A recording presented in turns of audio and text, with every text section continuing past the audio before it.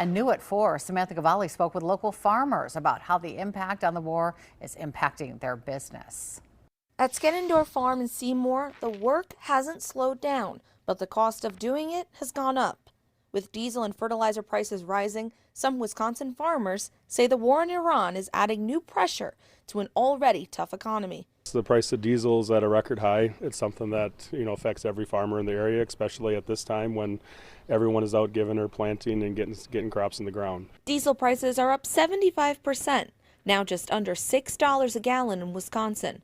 Skenendorf says that's close to double what he paid last year. On Friday, he and his wife, Kelsey, walked Senator Tammy Baldwin through their farm, showing how global instability is reaching local fields. It has consequences, and American farmers, Wisconsin farmers, and Wisconsinites generally are paying the price for this right now. Baldwin says farmers were already dealing with tight margins, higher input costs, and uncertainty over federal programs. Our farmers are the hardest working people I know. The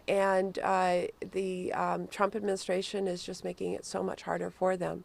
Fertilizer prices are also up 25%, and with 1/3 of the world's fertilizer passing through the Strait of Hormuz, disruptions there can be felt here in Wisconsin. At Skenendorf Farm, they're trying to stretch every dollar, soil sampling each field and using only what they need.